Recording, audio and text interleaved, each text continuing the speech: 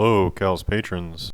My name is Justin, and this is a video about how I'm utilizing square foot gardening in my garden this year. I started by checking out what seeds I had left over from last year, and generally deciding what I might want to plant. For an absolute beginner, this can be a bit overwhelming. There are so many things you could grow. However, if this is your very first garden, my advice is to find a planting chart for your area, pick 2 or 3 vegetables that sound interesting, and get started. If you keep it simple, you can learn all about how to grow your new vegetables along the way. Whatever you decide, be sure to plant some herbs and maybe some lettuce or radishes in containers while you wait on your other veggies. Herbs are the easiest and most rewarding things to grow. While lettuce and radishes are so quick to sprout, they are almost instant gratification.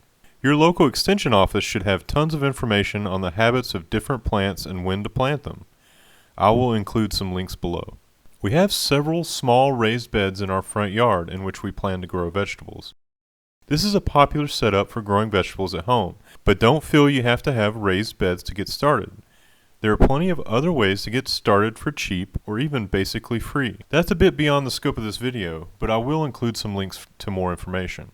So, to help plan my garden, I used a free tool I found online. There are other similar ones, but this one is on Gardener's Supply Company's website. I cannot attest to any of their products or services because I have never used them, but their garden planner is pretty useful. It is based on the principles of square foot gardening, so it allows you to lay out your garden while automatically taking into account how many plants you should have in each square foot for optimal spacing. It also includes other useful information about each plant, such as planting depth, etc. They even have some pre-configured garden plans that seem quite interesting. Here, I am just finishing getting my first bed ready for planting. After removing all the weeds, I broke up the soil and removed any roots, rocks, or insect larvae I came across. I added a balanced fertilizer according to package directions to replace some of the nutrients that have been used up since last summer. Of course, it's always best to test your soil. Then I went through again, mixing in the fertilizer and breaking up the soil. Loose, fertile soil free of pests and weeds will hopefully help my new plants thrive. In this bed, I decided to plant some cabbage and broccoli starters that I got from a friend. Growing your own starters or buying them can make your garden more efficient and ensures your plants are ready when the weather is perfect for them. But it does require a small amount of equipment and some time or a little money. However, you can certainly do well planting directly in the ground for just the costs of seeds and fertilizer. Each plant here gets its own square foot of space. Later on, I decided to plant a row of peas in the middle of the space and some lettuce on the ends. This is a bit experimental, but in this case, I don't think the peas or lettuce will tend to crowd out the other plants. You should always water new plantings. It'll help sink the roots. Next, I decided to make this my lettuce and herb bed.